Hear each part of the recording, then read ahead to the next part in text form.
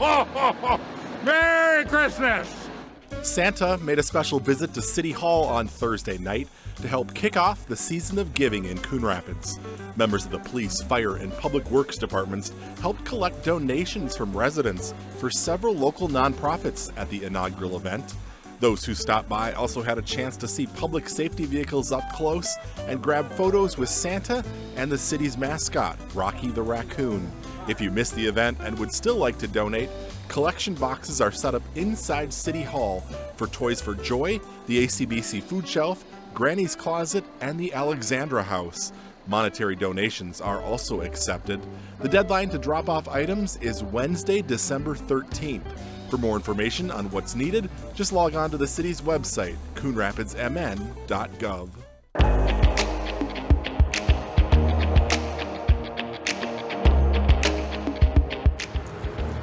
The longer this project is delayed, the higher the construction costs are going to be.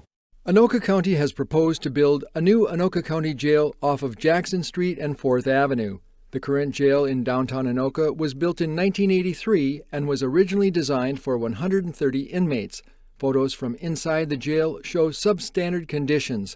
There are inmates sleeping in beds in hallways due to overcrowding, and the building has suffered water damage repeatedly caused by leaks. According to Sheriff Brad Wise, the jail needs to be rebuilt where it's at. And the current government center, courthouse, everything, all the county functions that are related to public safety, or at least related to the jail, are on 4th Avenue at Main Street, that big complex. State statutes require the county jail to be located in the county seat, which is the city of Anoka. A second site at the Old State Hospital campus was also considered. However, the costs were much more than the projected $190 million to rebuild a new jail near the existing one. So the current plan is that the current parking ramp that has some structural issues would be torn down, and that the new jail facility would be built on that location, which is basically, it's right next door to the jail. None of the plans are finalized yet. The county is still waiting on approval from the Anoka City Council to move forward with the project. The reality is that from my perspective, I just need to get this building built so that we can house inmates in a way that meets the state mandates.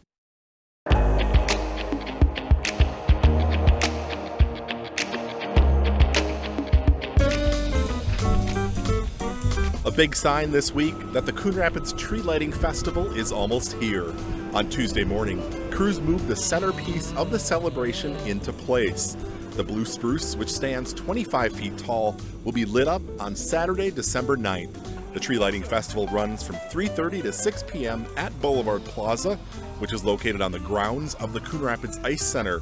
Santa will arrive by fire truck and be available for photos. Enjoy cocoa and cookies, listen to live music, and warm up by the fire pits. The countdown to the tree lighting and fireworks starts at 5:30 p.m. Non-perishable food and monetary donations will be accepted at the event for the Coon Rapids High School Food Shelf and Cardinal Compassion Fund. The Coon Rapids Tree Lighting Festival is an outdoor event, so be sure to bundle up if you're heading out.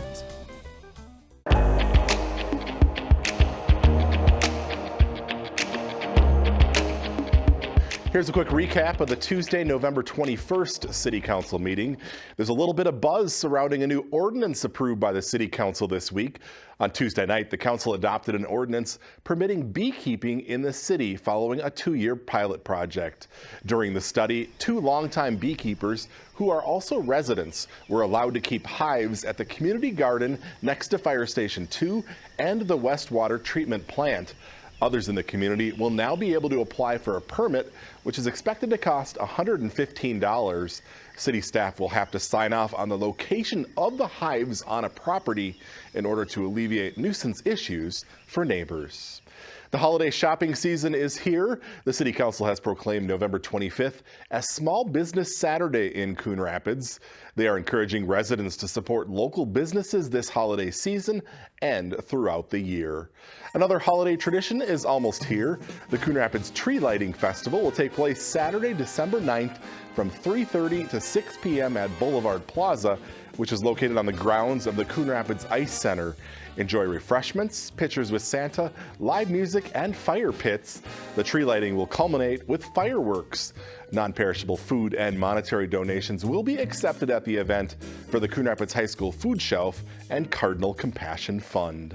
And that's a quick recap of the Tuesday, November 21st City Council meeting. As always, you can find the full meetings on cable or the CTN Coon Rapids YouTube channel.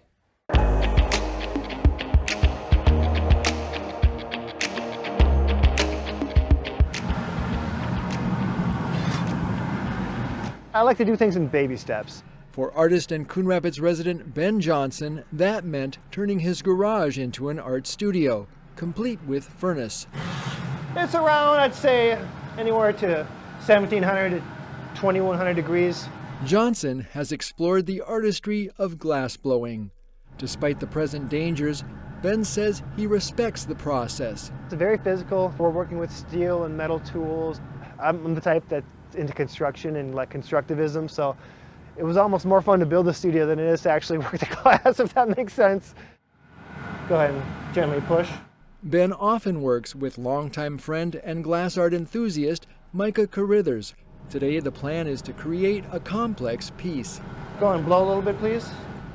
We do like an Italian style glass blowing like the Venetians did and still do. We both met at Anoka Ramsey glass class, semester 1. Like musicians in an orchestra, they work in unison for nearly an hour. It's back to the furnace and bench again and again to refine the form they seek. It takes a while to develop that relationship and just the understanding of the process, and then how your partner kind of has that perception of the process as well. I mean, the more people you could get involved on a piece, the more complex it could be. Johnson plans to work in his studio for the next 6 months to create new works of art. He hopes to hold an open house in the spring when he'll invite the public in to showcase his work. I might just kind of stick on that ball of creativity or whatever you call it and see where it goes.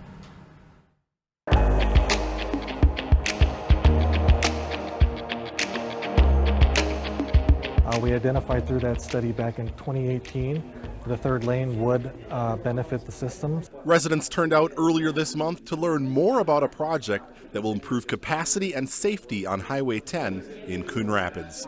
During the last legislative session, $30 million was approved to add a third lane in each direction on Highway 10 between Hanson Boulevard and Round Lake Boulevard.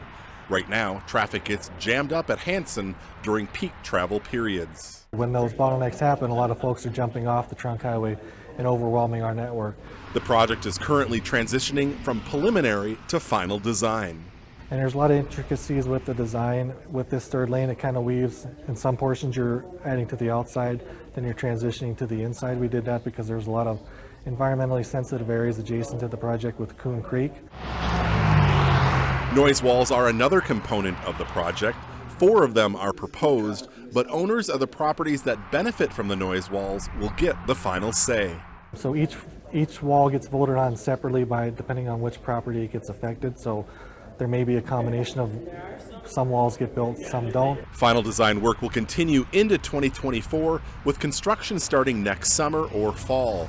During construction, 2 lanes of traffic will be maintained in each direction on Highway 10 at all times.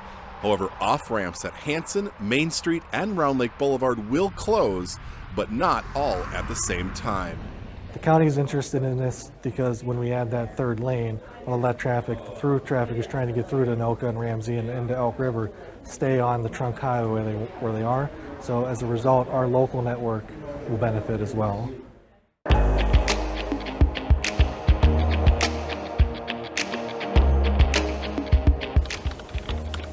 I've been here for about 6 weeks now. AmeriCorps member Kate Anderson feels fortunate to be serving the city of Coon Rapids as her host site. This is where she lives.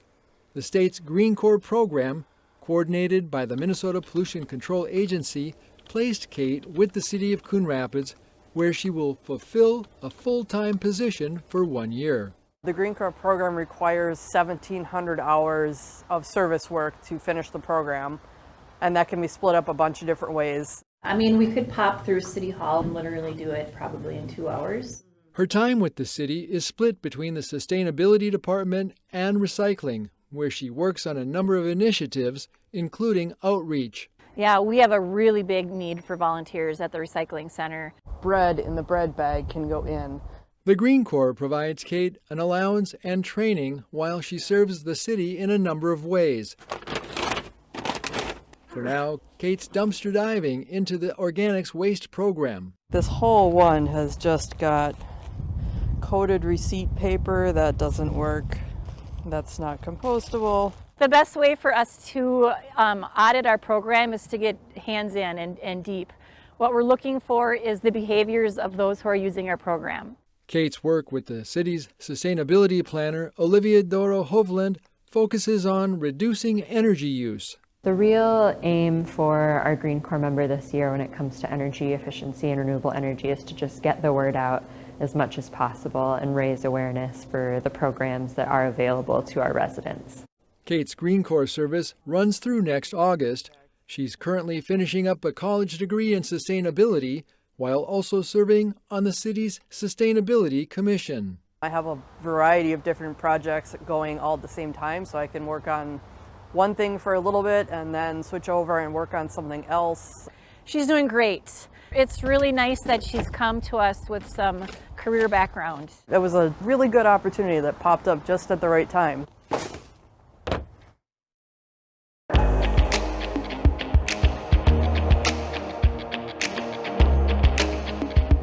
Here's a quick recap of the Tuesday, November 7th City Council meeting. An agreement approved by the council on Tuesday night means police officers will be returning to some Coon Rapids schools next week. The topic of school resource officers has been in the spotlight in recent months after the state legislature approved changes to student discipline laws last session. A number of police agencies, including Coon Rapids, pulled their school resource officers over liability concerns with the new laws. But the Minnesota Attorney General has gone on record saying officers can follow the same use of force standards they have always been held to. That guidance has been accepted by the County Attorney's Office. It's also been accepted by the League of Minnesota Cities, which is our insurer. And because of that binding opinion, we feel it's the right decision to go back into the schools at this time with the understanding and the commitment that we've had from our elected officials that they're going to address this and take care of the ambiguity in the law and make this an acceptable situation for us to continue long term. The police department has provided in-school police officers to the Anoka School District since 1974. As part of the agreement, the DARE program, started in 1989, will also continue. I, Jonathan Tomzik, do solemnly swear that I will support the Constitution of the United States. That I will support the Constitution of the United States. There's another new face on the Coon Rapids Police Force. Officer John Tomczyk took the oath of office from Mayor Jerry Cook at Tuesday night's meeting. Tomczyk previously served as a Robbinsdale police officer. He's the 6th person to complete field training this year and to be sworn in. Congratulations. And that's a quick recap of the Tuesday, November 7th City Council meeting. As always, you can find the full meetings on cable or the CTN Coon Rapids YouTube channel.